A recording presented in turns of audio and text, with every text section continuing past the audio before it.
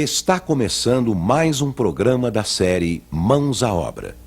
Esta série é composta de 30 programas. Hoje você vai assistir ao programa número 17, Mãos à Obra, o programa da construção.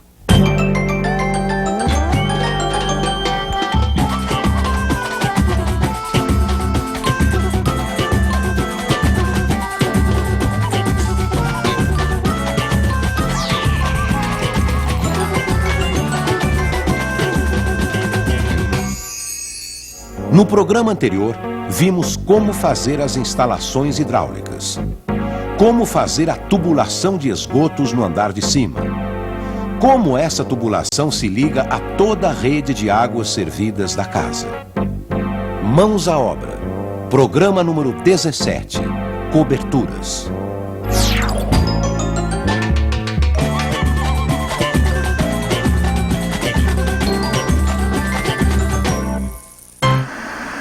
Piorou, Pedro! Tá ruim! Tá chegando a hora da novela e nada dessa TV ficar boa. Tá melhorando, Pedro! Aí! Continua mexendo assim, tá bom! Vai! Isso!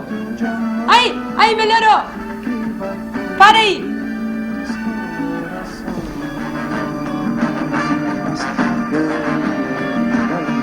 Ah, ficou bom, olha lá. Ficou melhor do que antes, tá mais bonita a imagem.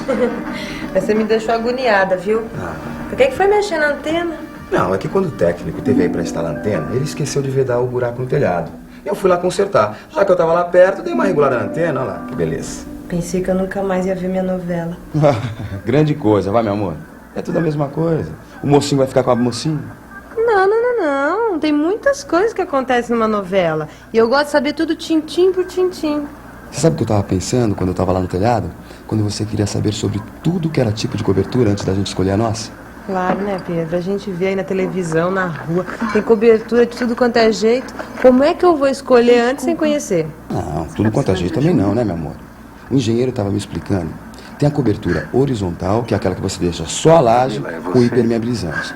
Ou senão você pode cobrir ela com aquelas telhas compridas, que são chamadas de canaletes estruturais.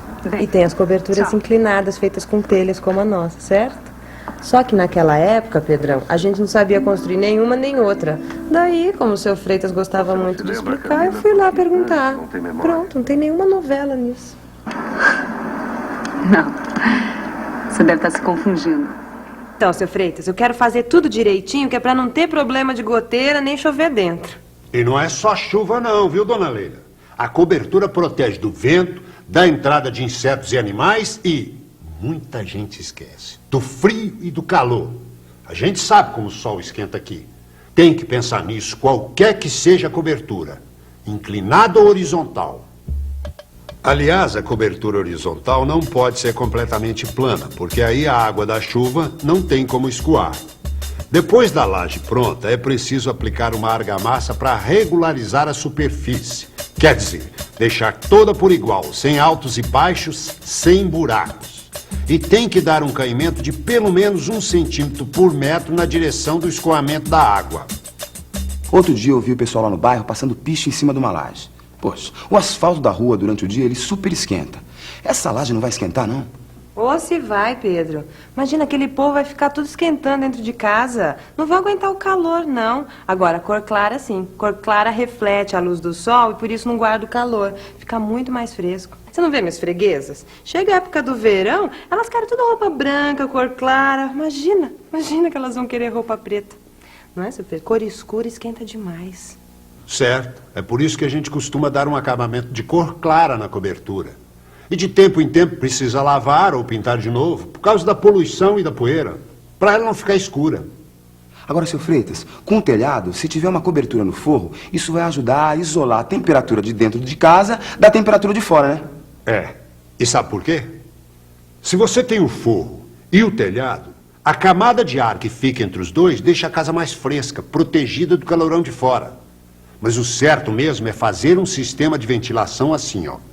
A gente deixa aberturas de ventilação no beiral e na cumieira. O ar quente é mais leve e sempre vai para cima. Então, o que acontece? O ar que entra faz uma corrente. O ar mais fresco fica e o ar mais quente vai embora. Como se fosse uma chaminé. Um ventilador natural, né, seu Freitas? Exatamente. E também pode colocar um material isolante em cima do forro, como lã de vidro. Ou materiais porosos como cortiça, isopor, concreto celular. Eles ajudam a deixar a casa sempre com uma temperatura bem gostosa. Casa gostosa, hein, Pedro? Viu só como foi bom a gente ter perguntado bastante, pensar direitinho na hora de fazer, assim. Agora a nossa casa ficou fresquinha, gostosa. Final feliz. Nós ficamos juntos pra sempre. Mas foram muitos e muitos capítulos. Lembra quando a gente queria saber como é que fazia a cobertura horizontal? Claro que eu lembro. E a gente aprendeu que tem várias formas de fazer essa cobertura horizontal. Você pode fazer a laje na própria obra ou comprar pronta, pré-fabricada. Mas tem sempre que tomar muito cuidado com detalhes como o lugar da caixa d'água, a antena de TV e com a passagem das tubulações. Depois de pronto, fica difícil mudar. E na impermeabilização, o melhor é comprar produtos de qualidade. De cor clara fica ótimo. Tem gente que prefere aplicar a manta com borracha sintética. Mas de qualquer forma, qualquer que seja o material, é preciso proteger o impermeabilizante e a laje do sol, com tijolos furados, argila expandida ou terra e grama. São soluções baratas e fica muito bom. Outra solução é pôr uma camada de isopor de 2,5 cm e tijolos furados em cima para segurar. Esse material não apodrece e protege muito bem o impermeabilizante. Outra coisa importante, a borda do material impermeabilizante tem que ficar bem protegida, que é para a água não entrar por trás dele. É. A extremidade da laje tem que terminar com uma testeira de concreto. A testeira tem que ter uns 25 ou 30 centímetros de altura e a borda do impermeabilizante tem que ficar embaixo dela. Assim, a água não consegue penetrar por trás do impermeabilizante. Uma pingadeira na parte de cima impede que a água corra para dentro. E embaixo da testeira, uma outra pingadeira evita que a água fique correndo embaixo da laje. Um detalhezinho de nada, né? Mas você vê como é importante? Por isso é que eu digo, a Leila tem razão. Pra coisa dar certo, a gente tem que perguntar, perguntar e perguntar. Posso te perguntar um negócio, Pedro? Claro, meu amor. Posso ver minha novela, que agora o comercial já tá acabando? Tudo bem. Me aguarde nos próximos capítulos.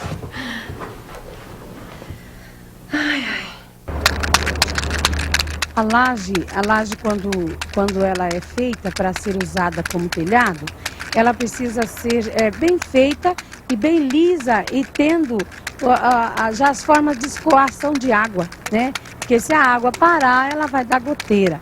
E também o calor, que é muito excessivo, porque quando o sol bate na laje, ele passa o calor e filtra o calor para dentro da casa, né? Para assim impedir umidades, a gente costuma usar os vedantes, né? Então, tem aqueles vedantes pretos que a gente passa na laje. Ele segura bastante a água e veda também bastante a umidade. Ela tem que ter um bom caimento, ela tem que ser medida, tem que fazer nível, tudo certinho. E ela tem que passar, a cobertura ela tem que passar da parede da casa. Porque senão, além de entrar água pela cobertura, ela vai escorrer água pela parede e vai dar problema de umidade na parede. Então ela tem que ter um bom caimento, ela tem que estar bem certinha, que aí a água desce e não vai pela parede, né? Você tem que também não pode pôr um caimento muito grande para a casa do vizinho, porque senão você vai ter problemas com a tua vizinhança. Entendeu? Então você tem que medir lá direitinho, fazer um bom caimento e que ela ultrapasse as paredes da casa. Como eu fiz uma cozinha agora e coloquei a laje, está tendo esse problema. Eu preciso passar um impermeabilizante, por causa que tem umidade, e foi muito bem colocada, mas ela dá esse problema. Então eu sinto que eu tenho que passar esse negócio para vedar, bem vedadinho, porque está dando umidade e goteira. Pra mim, hoje em dia que for fazer sua casa, não faz de telhado. O certo é fazer com a laje. Depois da laje, você puder, faz no telhado de cima. Aí não dá vazamento, não veda jeito nenhum. Eu morava de aluguel, a casa que eu morava era de laje. Chovia, mas chovia mais dentro de casa que fora. Porque tinha a laje rachava, a água primeira ali cair em cima do quarto. O que acontece? Se você não... Se fazia serviço, colocar, não tinha jeito. O certo é fazer um telhado em cima.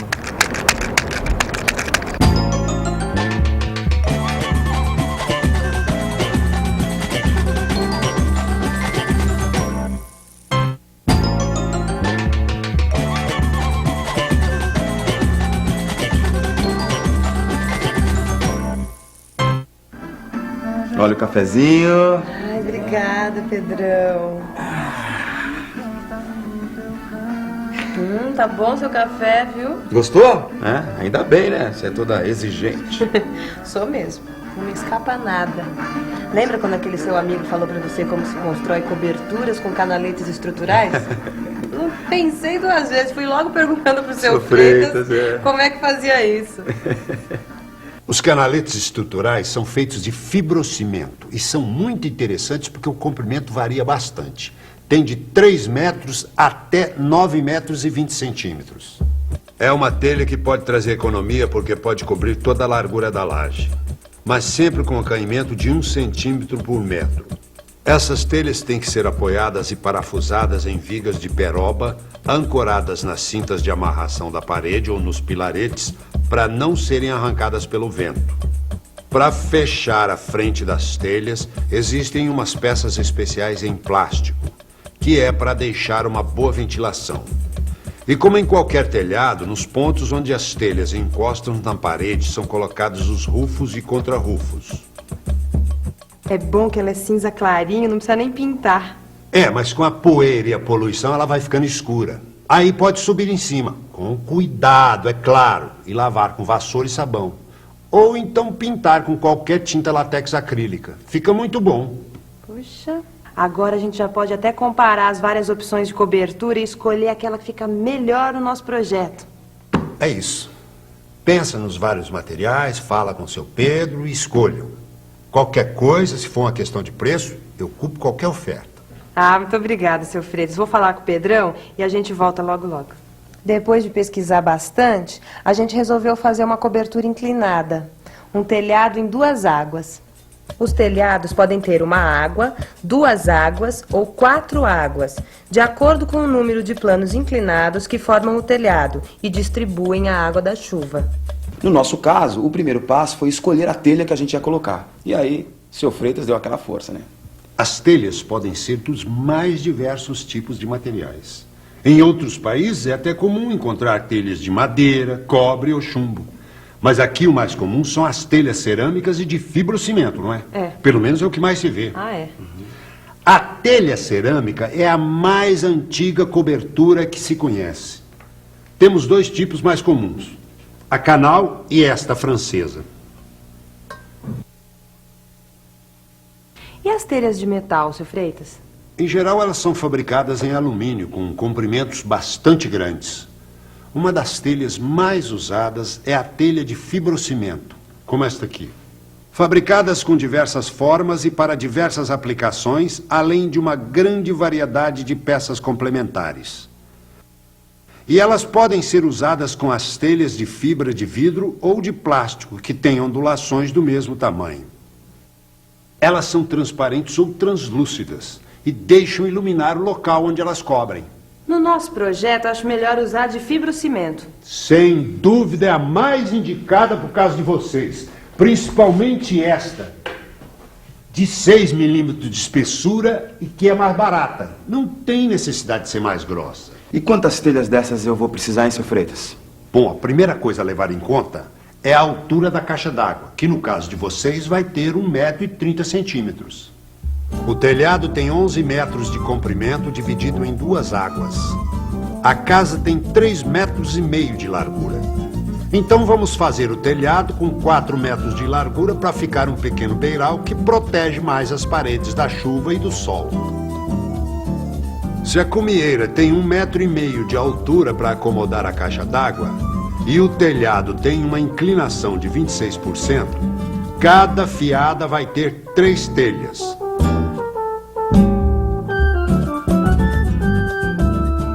No comprimento, elas se sobrepõem 26 centímetros e na largura, elas ficam 5 centímetros uma em cima da outra.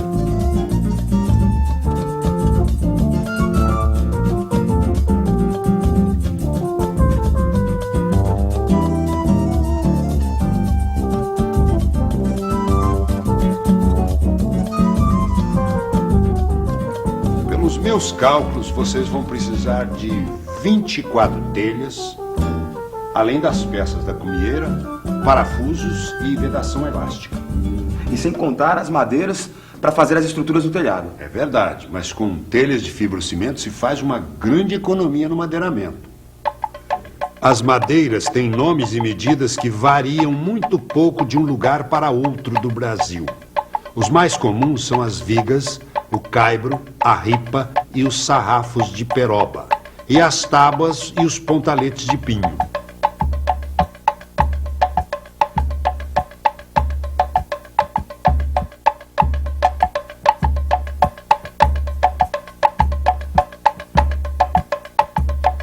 Com as telhas de madeiramento, vocês estão prontos para terminar a cobertura. O senhor não imagina a nossa felicidade em chegar nesse ponto, seu Freitas. Até parece um sonho, não é, Pedro? Opa, nem me fale, meu amor. Mais que um sonho. Então, cuidado para esse sonho não virar pesadelo. Virgem Maria, como assim, seu Freitas? Assim que terminar de fazer a laje do forro e a alvenaria do oitão, antes de fechar a cobertura, verifiquem se todas as instalações elétricas e hidráulicas que vão no forro estão certas. A colocação da caixa d'água e de suas tubulações, os eletrodutos e os pontos de energia e alimentação, além da ligação para a antena de TV. Vejam se a caixa d'água fica bem tampada para que não entre poeira, insetos e animais. E não esqueçam do alçapão, que tem de ficar perto da caixa d'água para facilitar a manutenção dessas instalações. Acertar tudo isso depois vai ser um desastre. Mas depois pode colocar o telhado. Também não dá pra esperar a vida toda. Claro, dona Leila. E a senhora vai ver que não é nada complicado. Entre as paredes colocam-se as terças, que são as vigas de peroba de 6 por 16. Elas se apoiam nos frechais, que repousam sobre as cintas de amarração do oitão e das paredes, e que são amarrados nos pilaretes para ficarem bem firmes.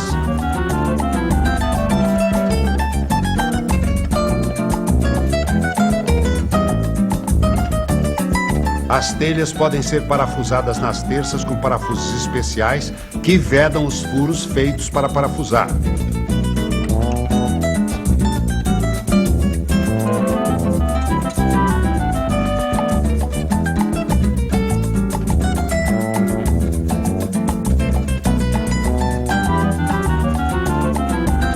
As aberturas de ventilação no oitão e na cumieira são protegidas com uma peça de plástico para impedir a entrada de insetos e animais.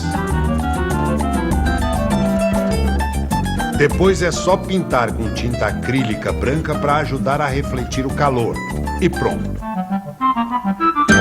E um conselho: evitem colocar qualquer coisa em cima do telhado. Para fazer a manutenção, é preciso andar sobre as telhas e o risco de quebrar é muito grande. Se for preciso mesmo, é necessário colocar uma tábua para andar em cima. Não dá para colocar nenhuma antena de TV? Dá, claro que dá. Procure um ponto na cumieira onde a possibilidade de penetração de água é menor. Fure a peça, passe o cano e prenda no forro, não na telha. Depois feche o furo com vedação plástica. Ai, seu Freitas, já pensou quando estiver pronto o meu lar docilar? Protegido da chuva, do frio. A nossa casa. Ai, tô tão apaixonada já, viu? É paixão pra toda a vida, seu Freitas. Meu lar, meu castelo. Meu amor, acabou a novela? Acabou, Pedro. Um casal tão bonitinho. Parecia a gente. Pega um limãozinho ali pra mim, amor, por favor. Legal então. Vou ver meu futebol porque hoje é final de campeonato. Agora entendi por que você consertou aquela antena. Lógico, você acha que ia consertar a tua? Então eu vou lá torcer com você. Isso, vamos lá. Olha, no próximo programa a gente vai falar sobre drenagem. Fique à vontade. A casa é sua. No terreno, o que você tem que procurar fazer, se ele não é regular, você tem que, sabe, encher um pouquinho de terra, fazer direitinho para que a água, quando bata, ela saia para a rua. Ela tem que ter um lugar, né, ideal para que ela venha. Então você não pode deixar um terreno um pouco mais baixo, outro um pouco mais alto, porque aí você vai começar a criar poças de água. Na minha casa tinha esse problema, então nós tivemos que drenar. A gente abaixou um pouco o terreno, com mais caída para a rua, para não ter aquele empoçamento de água, porque aí passa para a sala, passa para a cozinha, fica até um rio. A gente, se não fazer essa caída, né, para a rua, ou então um cano para a água evacuar mesmo, né? Na minha casa eu fiz isso.